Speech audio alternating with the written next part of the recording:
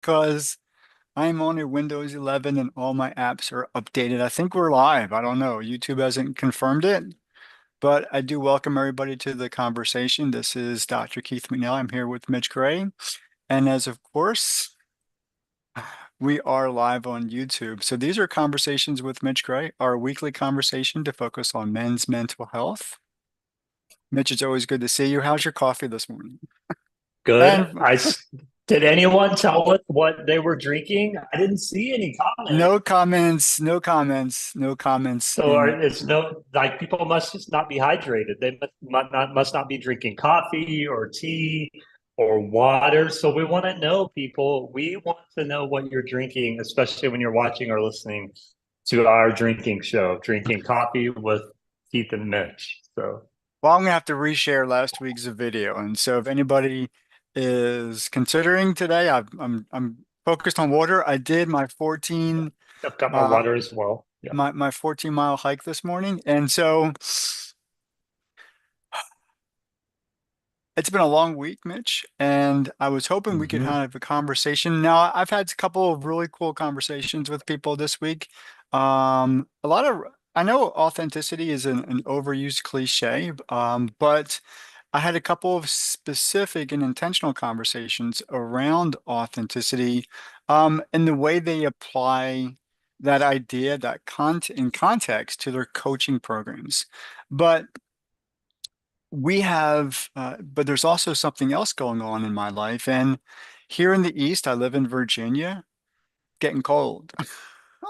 Yeah. Yeah. It is getting cold. So other parts of the world may not be as cold. And so I'm waking up to mid, upper 30 Fahrenheit, 30s, lower 40s. And Same here. so Yeah.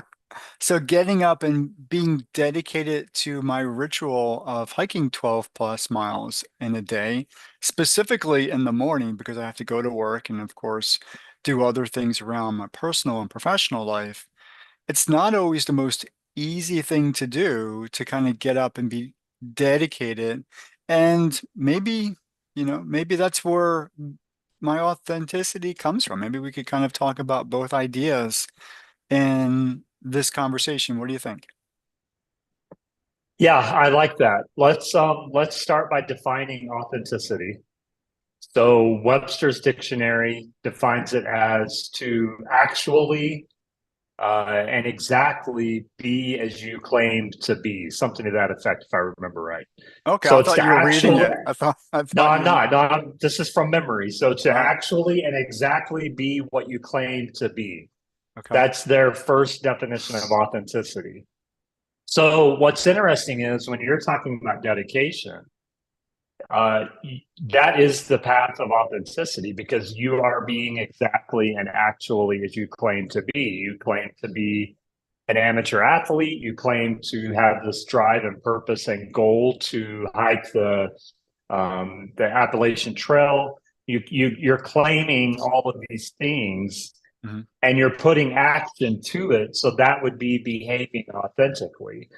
And I know authenticity gets thrown as, show up as your authentic self. Well, no one really ever defines what that is.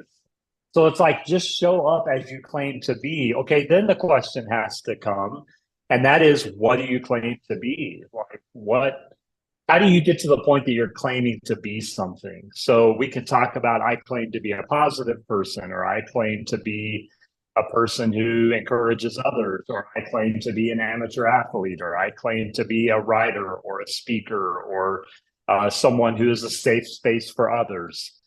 Then authenticity calls us to showing up as those characteristics, doing those activities. It's hard to say I claim to be really good at basketball, but never play basketball. That would be inauthentic. Or I claim to be a positive person, but always talking about how the sky is falling and everything's going south and nothing's working to my favor. That would be inauthentic. And so when we look at it from that simplicity, actually and exactly be what you claim to be, that could also mean, Keith, I've been diagnosed with severe bipolar depression. So there's a part of me that does claim that because that is a fact of the chemical imbalance within my system that has caused my brain to rewire itself to function in a way that isn't necessarily healthy and that could be damaging.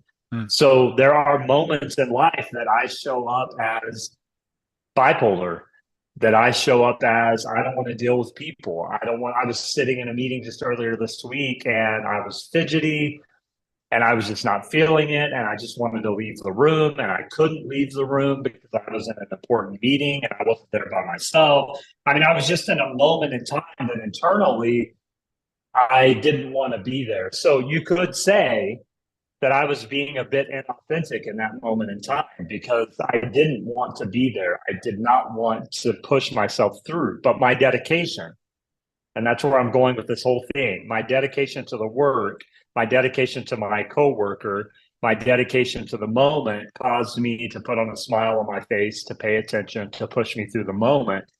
And I think that's where I say I started this whole diatribe with dedication is the path to authenticity, because it is sometimes through that dedication of those inauthentic moments of showing up that Mhm. we find the authenticity to heal. I think authenticity heals us. We've talked about it before on this show, and I've talked about it on many other shows. When we are our best self, we are our healed self. Mm. And I don't believe healing is a place we arrive. I believe healing is a process we practice. We are always healing. We will always be healing because life happens, conversations happen, engagements happen. We're always wounded in some form or another. So the point isn't to stop being wounded. The point is to continually be healed. And it's in those moments that we have to dance with some bout of inauthenticity, Mm. that we can actually find a path to healing because we're having to dance with parts of ourselves that we don't really like or enjoy. That takes dedication.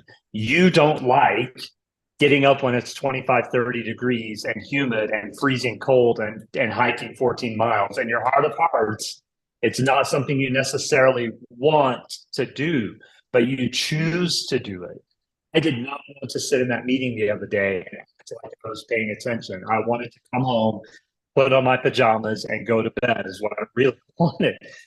But it's the dedication to a greater purpose that we can actually dance within authenticity for a moment. For a moment. So all this preaching of show up as your authentic self is blasphemy, because we're going to have moments that we have to dance with inauthenticity. And that's good because if we do it properly and allow it to teach us, it can actually become a path to healing.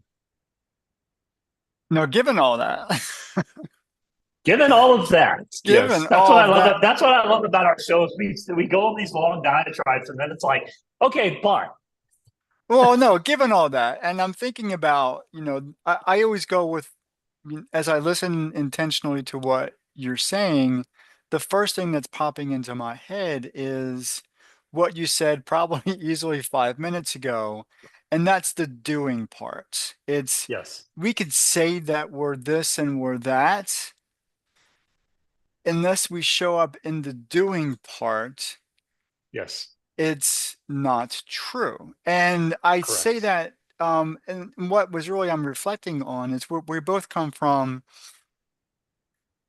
I don't want to say religious, but we have some Christian background definitely religious context. for me. Yeah, Okay, definitely, definitely. background context.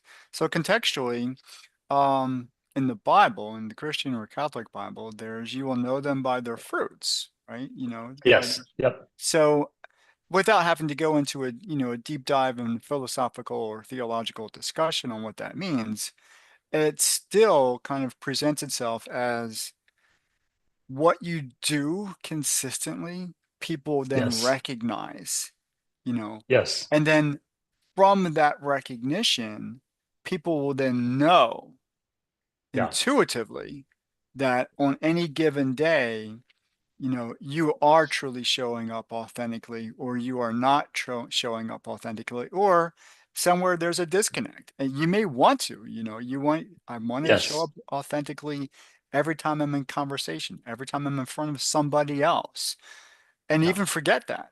I want to be authentic with myself when I'm alone. Right. I don't want to have to hide from my own self because that causes a great deal of discomfort as well as chaos and some other things. And Mhm. so we're not going to go down Mhm. that rabbit hole today. But when we do and we're consistent in our doing, people then recognize who we truly are. Yeah, I think that's what makes the story so important. Um, and I think that's what makes, there's a part of us that doesn't want to give credit to what others are saying because sometimes others can say things based off of fear, etc. So they can say things about us that is more of a reflection of their fear and intimidation than it is their true reflection of who we are. But there are also moments that people say things to and about us that are reflecting the truth of who we are, of our authenticity. And I say that because I've experienced that greatly in life. Um, I feel like others have a lot more confidence in me than I do myself. But one thing that people always say about me when I've had reflection moments is that you are a very confident person. I think I kind of tend to come across that way. What's interesting is the story, the narrative that I'm often telling myself internally is not a confident narrative. Hmm. So where am I going with this? People may say you're a safe person or you're an encouraging person or I just like being around you. When people tell us those stories, it should inspire us because what they're actually noticing is the authenticity that we're showing up within. And that can lead us to believe in ourselves even more, to be more dedicated to ourselves and to others and to the work that we're participating in, whatever that practice is. And so I've learned over my years to listen to when people tell me the truth. Hmm. More often than not, it's a good reflection. Sometimes it's been a reflection where it's like, hey, Mitch, you know, this is something that you should really pay attention to. And sometimes that's a jagged pill to try and swallow without a cup of water. But it's often a truth that we need to hear to bring to light more of our authenticity. But there are also those moments that people say, hey Keith, I love that you're a storyteller. I love how you give people a safe space to share their authenticity. I love how dedicated you are to your practice and to your work and how you want to, so those are real truths that we have to listen to. And that can really, those moments that we're dancing within authenticity, trying to find our way, it's those voices of truth that can make us go, oh, people are noticing the fruits of my authenticity. They're noticing who I truly am. That's where I think a few episodes ago, we talked about child shadow work or child Mhm. work where we're diving back into the innocence of our childhood. Those are also voices of truth that we can listen to and go, oh, that was when I was truly my. Everyone has this moment in time where they can reflect back and go, oh, that's when I felt like myself. Okay, build more of those moments. Just view it as building a brick house. And the more of those moments we can lay that brick, that moment represents a brick, and that moment represents a brick. Oh, that brick isn't quite good enough. I don't want to use that. If we can really kind of psychologically and emotionally slowly build that brick house, soon enough we have a wall, and then we have two walls, and then we have four walls, and then we can put a roof on. And we can build this really safe space emotionally that those moments that we're dancing with inauthenticity and fear become less powerful because we've created a safe space emotionally. And so listen to those voices when they're telling us those truths because they will help build brick by brick. We're talking about mental health and men's emotions, and it's really often an unsafe space to navigate. But we can just build it brick by brick. Just show up as yourself one moment at a time, exactly and as who you claim to be. Now, make sure that's a person that is good and not a person that is, being really rude to others. We don't because I've had people tell me that. Well, that's just who I am. I'm just a jerk. Well, no, that's who you've chosen to be. Don't be a jerk. And so I've seen that. But just brick by brick, building that safe space. Mitch, I love it. And I think that's a good way to end this conversation is one step at a time, one brick at a time, knowing who you are and being clear that you are doing that self-reflective Yeah. child work, shadow work, whatever you want to call it, that you are very clear on who you want to be. Because in truth, our actions are going to show it because our actions are very Yes. innate to who we are and what we do.